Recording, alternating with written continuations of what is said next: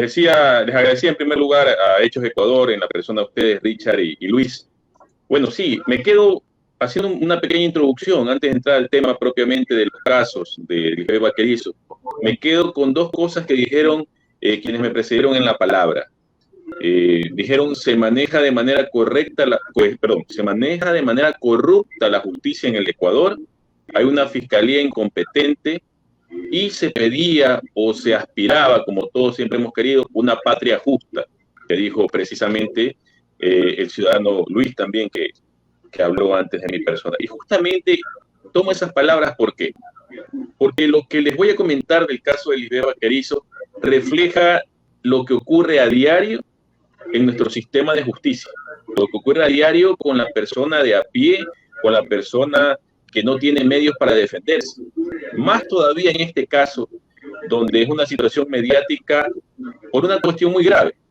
La muerte violenta de una mujer, por los motivos que sea, es un tema sumamente grave y aspirábamos todos que, concluidas las investigaciones, tuviéramos más luces sobre el tema, tuviéramos una claridad absoluta que no permitiera generar dudas sobre qué fue lo que pasó.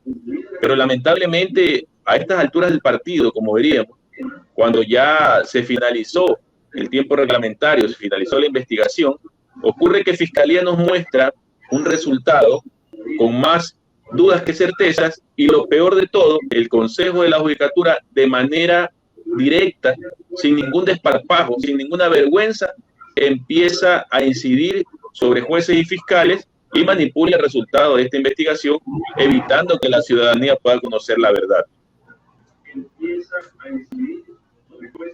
Correcto. Frente a todo este hecho y frente a ese hecho repudiable, porque eso es repudiable, irse contra o ser violento contra una mujer o atentar contra una mujer o dejar a una mujer es repudiable en cualquier ser humano. Alexander, ¿cómo ha avanzado el tema? ¿Cómo está la situación? Entiendo que alerta roja para traer al hombre. ¿Ya llegó? ¿No llegó? No entendemos el tema. Un poco porque la parte judicial, como que en la institución que debe de informar, no informa como tiene que informar. Cuéntanos desde el punto real tuyo, Alexander, como defensor.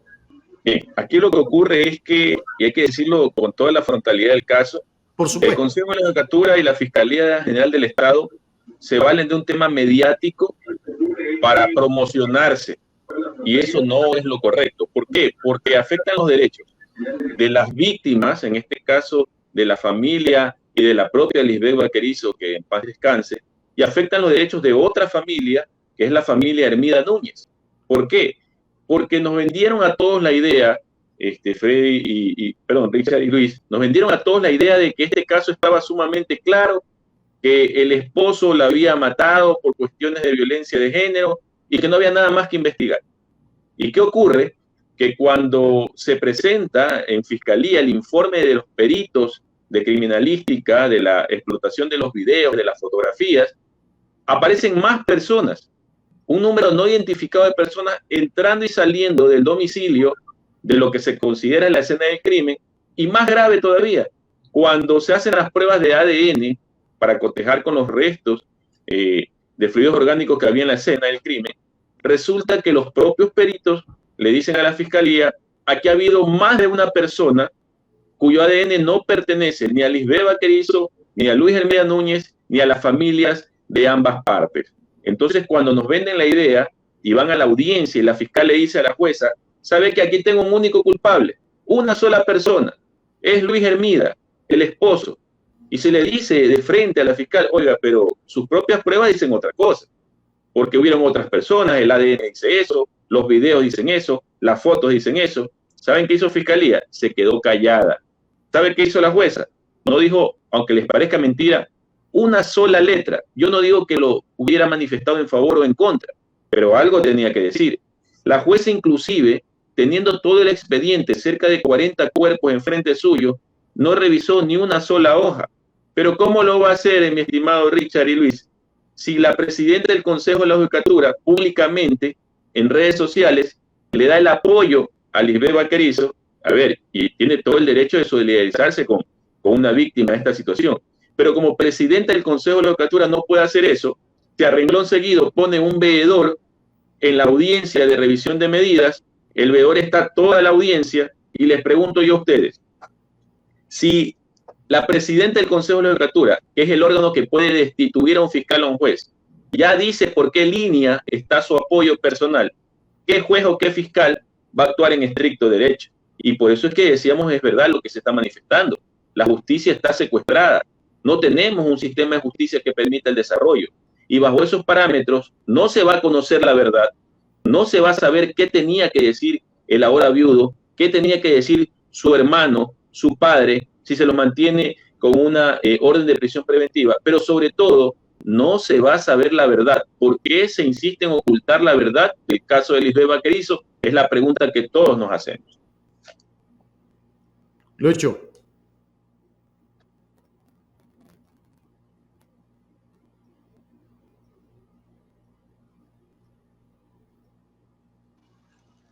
Abogado, usted está hablando del Consejo de la Judicatura y de la Fiscalía que están trabajando en contubernio, más el Consejo de la Judicatura, pero eso estamos hablando hacia atrás. Ahorita tenemos una nueva directora del Consejo de la Judicatura. ¿Ustedes han visto algún cambio? ¿Han hablado con ella por el momento para que esto cambie? Bueno, Luis, sé que es muy corto el tiempo que ha estado la abogada coronel al frente del Consejo de la Judicatura de Guayas, pero sí nos preocupa y mucho el tema, como tú lo estás diciendo.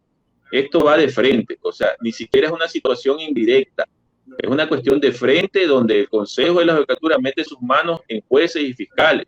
Ahora, esperamos que la abogada coronel sepa manejar este tema, no se apasione ni se parcialice, porque ese es el problema. Nosotros como personas podemos tener nuestra posición parcializada, eso es hasta lógico, ocurre como venían conversando en la política, ocurre hasta en los deportes, pero en la justicia, por algo la balanza debe estar equilibrada. Pero aquí no pasa eso. Si el propio sistema de justicia, que debería ser equilibrado y con los ojos vendados, resulta que se levanta la venda y ve de refilón, como decimos, a favor de uno u otro, ¿qué podemos esperar si mañana es un hermano, es un hijo, es un padre el que está en un problema de estos? O sea, no va a haber justicia. Y lo más grave, lo que venimos insistiendo, nunca nos hemos opuesto como defensa de la familia Hermida Núñez que se esclarezca la verdad, pero no de esta forma, no echándole tierra a la verdad, no apagándole las luces a la verdad. Si Fiscalía sabía que había más personas en el inmueble cuando se dice que ocurrió la muerte, se lo dicen las fotos, los videos, el ADN, ¿por qué nunca lo investigó? ¿Y por qué los jueces se quedan callados y lo que hacen es mantener corridos a los Hermida Núñez para que no puedan venir a dar la cara?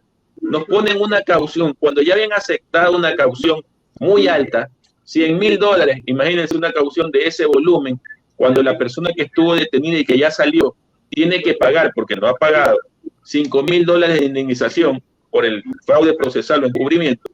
Al padre y al hermano le ponen $100,000. Primero se propuso eso. Cuando se ven obligados a aceptar el juez los $100,000 de caución, en plena audiencia dice, ¿sabe qué, abogado? Ya no son 100,000, son 300,000. Digo, pero ¿cómo le vamos a dar nosotros 200,000? ¿Quién carga $200,000 en el bolsillo en este país? Pues que le sobren. No, abogado, ¿los tiene o no los tiene? Entonces, como obviamente no los teníamos, pedimos un tiempo para ver qué podíamos hacer. Y dijo que no, que si no los tenía en ese momento se negaba. Es decir, se insiste en que no puedan dar padre y hermano la cara a la justicia. La audiencia de juicio ya es el 11 de octubre y sin embargo se los mantiene corrido. Y reitero, Freddy y Luis, y a nuestra directa audiencia, ¿por qué no quieren que hablen? ¿Por qué los quieren mantener callados? ¿Qué es lo que quieren ocultar? Y ahí sí responsabilizo directamente al Consejo de la Judicatura y a la Fiscalía General del Estado. Pero con estos elementos probatorios que están diciendo que ha habido más personas en este hecho, verdaderamente encubrir esto es un fraude procesal. Ustedes no van a denunciar una cosa así como esa, porque verdaderamente ya no podemos aguantar que hagan y deshagan la fiscal ante tanta evidencia que se han puesto. Y esto a la vez tiene conocimiento el Consejo de la Judicatura a nivel nacional, porque Si quedamos solamente aquí en Guayaquil, las cosas como que no pasa nada, pues si saben a nivel nacional, tal vez tengan algún oído. ¿No van ustedes también a irse por fraude procesal? Precisamente nosotros nos hemos visto obligados a casi 8 meses de venir soportando un linchamiento mediático de cierto sector de la prensa que está totalmente sesgado, parcializado, que omite decir las cosas claras como nosotros hemos dicho, que en ocasiones nos hacen entrevistas o nos han hecho de 15 minutos y nos ponen 15 segundos, diciendo solamente la parte que les conviene. Y en eso hay que reconocer los medios independientes como ustedes, que permiten exponer esta verdad. Estamos ahora sí diciendo las cosas de frente a nivel nacional, para ver si con eso, ¿verdad?, equilibramos la cancha mediática y la justicia actúa como tiene que actuar. Pero el problema, ¿cuál es aquí? Que hoy es el caso de Lisbeth Vaquerizo, es el caso de la familia Hermida Núñez, mañana puede ser el caso de Juan Piguave, de Juan Pueblo, ¿y qué va a pasar? Si no tienen los recursos, si no tienen las cámaras, si no tienen los medios, si no tienen cómo enfrentarse a este monstruo que es la justicia o el mal llamado sistema de justicia que nosotros tenemos, los van a seguir atropellando sus derechos. ¿Qué es lo que hemos hecho nosotros? Estamos haciendo pública esta situación, vamos a recurrir a la Corte Interamericana de Derechos Humanos, vamos a presentar las denuncias penales y disciplinarias en el Consejo de la Judicatura y queremos ver cómo se comportan ahí, porque cuando los jueces y fiscales son obedientes de sus amos, no pasa nada. Cuando el juez o el fiscal trata de hacer la justicia que no le gusta al de arriba, entonces ahora sí lo sancionan. Veamos nosotros los casos claros. Ha habido esta justicia selectiva en que Fiscalía en ciertos casos es muy diligente, te resuelve las cosas en 48 horas, y en otros casos donde hay vacas sagradas, te demoran años y no pasa nada. En el delito que estamos viendo de supuesto fraude procesal, el padre y el hermano del principal sospechoso, de Luis Hermida, quien tendrá que responder por lo que hizo de una forma clara y con el debido proceso, tendrá que responder. Pero ¿qué tiene que ver su padre y su hermano, que también fueron engañados en este tema? ¿Qué tiene que ver su madre? Sin embargo, siendo un delito menor de 1 a 3, los tienen corridos. ¿Por qué? Porque, como ustedes dicen, algo está aquí raro, algo no se quiere que se sepa, y como viene la orden de arriba, en este caso no pasa nada, manténganlos con prisión preventiva. Pero vemos a diario que hay casos fuertes donde se están descubiertos cuestiones de corrupción y las personas andan libres por la calle con medidas alternativas. Casos de peculado, casos de lavado de activos y no pasa absolutamente nada. Entonces aquí lo más grave, como les decía al principio de esta entrevista, es que nuestro sistema de justicia no es lo que parece. Aquí hay justicia A, B, C, D y lo que sobre para el pueblo. Y así no es, así no deben ser las cosas. Richard. Yo con lo que está diciendo Alexander quiero formularle la misma pregunta que le formulé al doctor Richard González.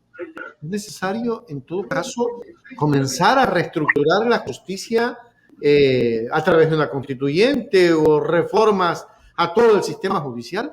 Porque, a ver, Alexander, la justicia dicen que es ciega, pero en el Ecuador parece que es tremendamente ciega, es decir, tiene cosidos los ojos, o sea, y no ve que hay cosas que están sucediendo y que están mal.